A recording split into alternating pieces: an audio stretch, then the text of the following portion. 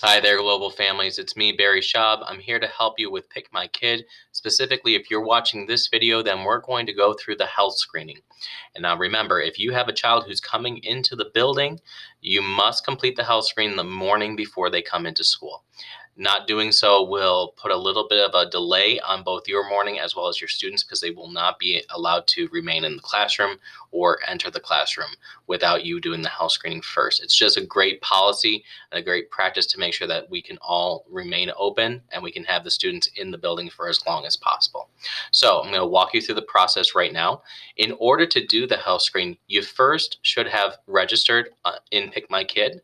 And there is another video on the website. There's videos that are being sent out that show you how to register. Also, we are having the building open on February 16th and February 18th of 2021 from 12 to 7 should you wish to have some in-person assistance with your registration process. We will be here in the building. We are happy to assist you. But again, that registration process should have happened already, and this is how we do the health screening every morning. You can do it one of two ways. I'm going to show you on the web browser here. Also, if you do have a smartphone or a cell phone, you can download a Pick My Kid app, which has the same sign-in feature, and then you can do the health screening from there. It looks very similar, but I am going to do it from the website just because more often than not, you might be on your computer or you might be able to log in from here, and not everyone has a cell phone from which to do this. So we are here on pickmykid.com/parent registration. This again is how you register should you have not done that already. And we're going to come down here to where it has parent register login here. I'm going to give that a click. It'll take a moment to load. Okay. Sorry for that. Now, if you have already registered, you actually might have already saved your credentials in here so that you can, just have them saved like we do with a normal website. Again, if you have not registered, this is the place where you do register as well. You just click the registration button. But again, we should have registered already. Okay, so my credentials are saved here, my email and my password to see my children. When I hit this login button, I should see all the children that I have in my family. By clicking this button right here, I see that I have all three of my children here. I have Henry, Nina, and little Teresa. Okay, that's the first step. If you do not see all your children, then please call the school. It's a simple fix.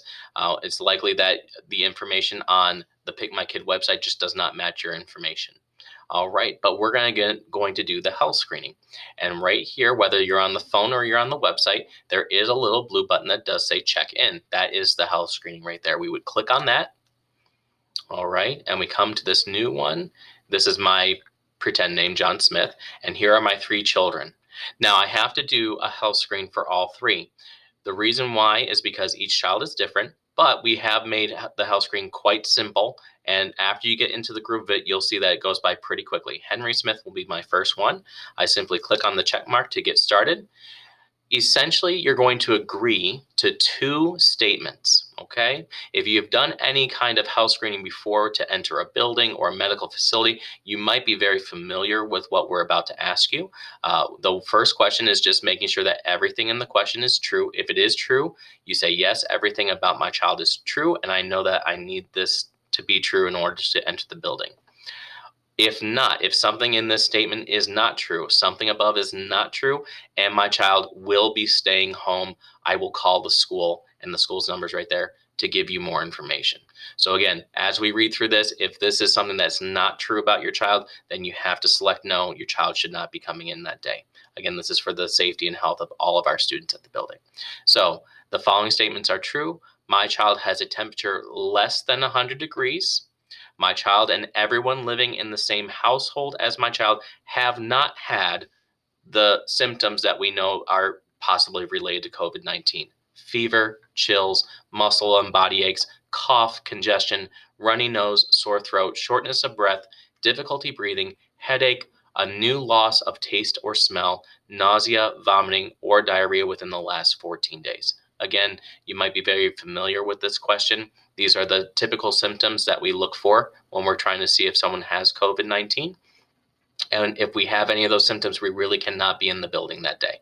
So I would say, yes, I do not have a fever. My child does not have a fever. My child does not have any of those symptoms. Part two is another statement. And again, if everything in the statement is true, you just click yes, everything is true, and I know that I need it to be true in order for my child to attend. Something above is not true, and my child needs to stay home. Okay, here's what we need to be able to say that's true. My child has not tested positive for COVID 19 in the last 14 days. My child has not had close contact with someone who is suspected of having COVID 19 or a confirmed case. My child has not traveled outside of New York State to a state on the New York travel advisory list within the last 14 days. Again, if all that's true, you can select yes and submit, and it will say success, you have done it. Now, you did the one child, we have to make sure we go back and do all three children. Just doing one child is not enough, unfortunately. So Nina, I would click on Nina. The same is true for her. Yes, yes, submit. Teresa, oh, I'm sorry, I just went into her dismissal thing. That'll be a different video on how we talk about their dismissal. The check-in process, Teresa, click on there. She's healthy, she doesn't have a fever, and she hasn't been in contact with anyone who might be suspected or has it. She hasn't tested positive herself, and she hasn't been traveling outside the state. That is also true. Once we have done that, we have done the check-in process, and that is in. It'll just be those two statements that you need to agree to for the children that you have. Again, if you have more than one child at home, you will need to do the health screening for each child, and then you are welcome to log out of Pick My Kid. By going over to, I believe my thing is coming up right there, signing out there. And then we're back to the login screen. Again, we'll have other videos included on how to actually plan for the dismissal for your child, as well as what arrival and dismissal look like. But again, on the mornings when your children are coming into the building, your child must have a completed health screen in order to enter that building and in order to have a healthy day so that we can stay open as long as possible. If you have any questions, you can call us at the school. Our number is 716-821-1903.